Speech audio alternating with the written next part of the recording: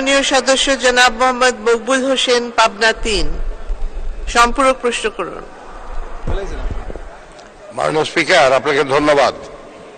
আমি আপনার মাধ্যমে মাননীয় ধর্মমন্ত্রী মহোদয়ের কাছে সদয় জানতে চাচ্ছি, বর্তমান অর্থ বছরে মসজিদ এবং মন্দিরের জন্য যে টাকা বরাদ্দ দেওয়া হয়েছিল 2.5 লক্ষ এবং 50,000 টাকা, মন্দিরের জন্য 50,000 টাকা আর মসজিদের জন্য 2.5 লক্ষ টাকা, উনি প্রত্যেকটি ফর্মে ব্যাংকের নাম, অ্যাকাউন্ট নাম্বার, রাউটিং নাম্বার সমস্ত কিছু নিয়েছিলেন। আজকে জুন মাসের 5 তারিখ, অদ্যাবধি সেই টাকাটি ব্যাংকে পায় নাই। আমি গতকালকেও সবার কাছে জেনে এসেছি। আমি মন্ত্রী মহোদয়ের সাথে কয়েকদিন কথা বলেছি, উনি বলছেন যে না, টাকা চলে গেছে, টাকা চলে গেছে। আগে এই টাকাটা যেত ইউনোর কাছে, চেক যেত, ইউনো আমাদেরকে অবহিত করে মসজিদ অ্যাকাউন্টে জমার ব্যবস্থা করে দিত। এবার কোন কারচুপির মাধ্যমে আমার এলাকা সহ আমার মনে হয় সারা বাংলাদেশে কোনো জায়গায় টাকা পায় নাই। কারণ আমার পাশে পাবনা বসে আছে, পাবনা সদর, সেও পায় নাই, বাগেরহাট পায় নাই। তাহলে মাননীয় প্রধানমন্ত্রীর যে সিদ্ধান্ত বাস্তবায়নে আপনি দায়িত্বে আছেন, সেই দায়িত্ব আপনার অবহেলা হয়েছে, যার জন্য আজ পর্যন্ত আমরা এই মসজিদ মন্দিরে যারা আছে তাদের কাছে অবহেলিত হচ্ছে। আমি মাননীয় প্রধানমন্ত্রীর সম্মুখে আমি আপনাকে এটা অবহিত করলাম। ধন্যবাদ মাননীয় স্পিকার। ধন্যবাদ মাননীয় সদস্য। মাননীয় মন্ত্রী। মাননীয় স্পিকার, আপনাকে ধন্যবাদ। অত্যন্ত যুক্তিসঙ্গত কথা উপস্থাপন করেছেন। আসলে বিষয়টা জানার দরকার। আপনি বলেছেন বিধায় সে বিষয়টা আমি আপনাদেরকে অবহিত করতে পারছি।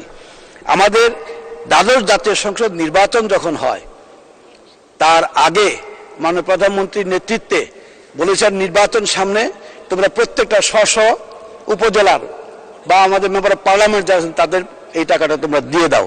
আমরা তখন দিয়ে দিয়েছি, যে কারণে এই মাঝখানে যে সময়টা, এই সময়টায় যারা ওই সময় নিয়েছেন তারা পাচ্ছেন, আর যারা অতীতে নেন নাই, যে এমপি নেন নাই, যার যেটা খালি আছে সেটা কিন্তু তারা নিয়ে গেছেন, এবার আমরা দিচ্ছি। এখন হ্যাঁ, 2-1টা পাওয়া নাও যেতে পারে। বিষয়টা হলো মানে প্রধানমন্ত্রীর নির্দেশনায় অর্থ মন্ত্রণালয় থেকে চিঠি এসেছে, সেই নির্দেশনার আলোকে আমরা অনলাইনে টাকাটা পাঠাচ্ছি। অনলাইনে টাকাটা পাঠাতে গিয়েই আপনার রাউটিং নাম্বার লিখেছে, ব্যাংকের নাম লিখেছে, ব্যাংকের নাম লিখতে হয়েছে, ব্যাংকের অ্যাকাউন্টের নাম লিখতে হয়েছে, এবং ইংলিশে ব্যাংকের অ্যাকাউন্টের যে নামটা আছে সেই নামটা অক্ষরের মধ্যে যা আছে ঠিক সেইভাবেই লিখতে হয়। আমার কাছে যতজন গেছেন তাদেরকে আমি বুঝিয়ে দিয়েছি সেই কথাগুলো, এবং ওই লিখার মধ্যে ইংলিশে স্পেলিংয়ে যদি একটা অক্ষর ভুল হয় তাহলে অনলাইনে সেটা ঢুকবে না, এবং একটা ফুল স্টপের জন্য সেটা ভুল হতে পারে। অতএব যাদেরটা গেছে তাদেরটা সঠিক ছিল গেছে, যাদেরটা যায় নাই কিছু না কিছু ত্রুটি অবশ্যই তার ভিতরে আছে। হয়তো এনআইডি কার্ড জমা দেয় নাই, হয়তো ব্যাংকের স্টেটমেন্ট জমা দেয় নাই, কোনো না কোনো কারণে হবে। আর যাদের দেওয়া আছে তাদেরকে আমি এখনো বলবো, অনুরোধ করবো যে আপনারা আসেন, আমাদের কাছে খোঁজ নেন, দেখেন কি কারণে যায় নাই, আমরা কিন্তু বের করে দিতে পারবো সেই জিনিসটা। না আসলে তো আমি হঠাৎ করে তো কাউকে বলতে পারবো না। আসলে আমাদের সমাজের জাতীয় সংসদ সদস্য যারা এখানে আছেন অনেকেই কিন্তু যান না, হঠাৎ 2-1 যান। যাই হোক, আমার কথা দরকার পড়লে যাবেন, আমরা তার ব্যবস্থা নেব। আমি আপনাদেরকে এটুকু আশ্বস্ত করতে চাই যে গত দ্বাদশ জাতীয় সংসদ নির্বাচনের আগে যারা এমপি ছিলেন তারা তখন নির্বাচনের খাতে সমস্ত টাকা দিয়ে শেষ করেছেন। অতএব এই অর্থ বছরে তাদেরকে দেওয়ার আমার আর কোনো সুযোগ আছে কিনা আপনাদের বিবেচ্য বিষয়। আগামীতে আমি দেখেন, এই দ্বাদশ জাতীয় সংসদ নির্বাচনের আগে এই জায়গায় হাউজের ভিতরে সবার ডেস্কে আমি কিন্তু সবকিছু পৌঁছে দিয়েছি, নির্দিষ্ট টাইম দিয়েছি, সেই টাইমের মধ্যে জমা দিয়েছি, আমরা কিন্তু পেমেন্ট করেছি সেগুলো।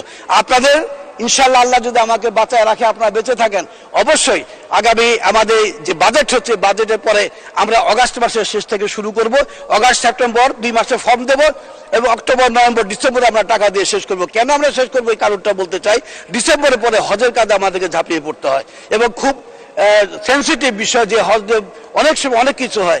আমরা এই আগে থেকে প্রস্তুতি নেই বিধায় মাননীয় প্রধানমন্ত্রীর দিক নির্দেশনা পরামর্শে আমরা এই কাজ করছি বিধায় আজ পর্যন্ত কিন্তু ইনশাল্লাহ হজের ব্যাপারে কোনো রকম ত্রুটি বিচ্যুতি গত 2 বছর পান নাই, এবারও ইনশাল্লাহ পাবেন বলে আমি বিশ্বাস করি। তাই আমি বলবো আপনাদেরকে, আমরা এই আগামী বাজেটের পরে আমরা এই জুলাই আগস্ট মাসের শেষ সপ্তাহে আপনাদের কাছে ফর্ম হিসাবে পৌঁছানোর চেষ্টা করবো বা সেপ্টেম্বর মাসে পৌঁছানোর চেষ্টা করবো। আমাদের অধিবেশনটা যখন হবে আর কি জুলাইয়ের পরে, সেই ফার্স্ট অধিবেশনে আমরা সেই কাজটা করার চেষ্টা করবো ইনশাআল্লাহ। অতএব আপনারা পাবেন এবং সেটা সুন্দরভাবেই পাবেন। যার যতটুকু প্রাপ্য এটা বুঝায় না দেওয়া পর্যন্ত আমি নিজেও তার তৃপ্তি পাবো না। আমার একটা নৈতিক দায়িত্ব এবং কর্তব্য, মানে প্রধানমন্ত্রীর নির্দেশ স্ব এলাকার এমপি তারা যেটা পায়, সেই কারণে আমরা কিন্তু এই হাউজে কিন্তু আমরা সেটা দেওয়ার চেষ্টা করব। আপনারা সবাই এই বিষয়টাকে আন্তরিকভাবে বোঝার চেষ্টা করবেন। এবং আপনি যে কথাটা বলেছেন আমি অত্যন্ত খুশি, কারণ আপনার মনের ভিতরে যে কথাটা ছিল সেই কথাটা আপনি কষ্ট পাচ্ছেন, এরকম আরো 2-4 জন কষ্ট পেতে পারেন। এই কথাটা বলার জন্য আমার একটা সুযোগ হয়েছে, আমি আপনাকে অভিনন্দন জানাই, শুভেচ্ছা জানাই এই কথাটি বলার জন্য। ধন্যবাদ আপনাকে মাননীয় স্পিকার, আপনাকে ধন্যবাদ। ধন্যবাদ মাননীয় মন্ত্রী।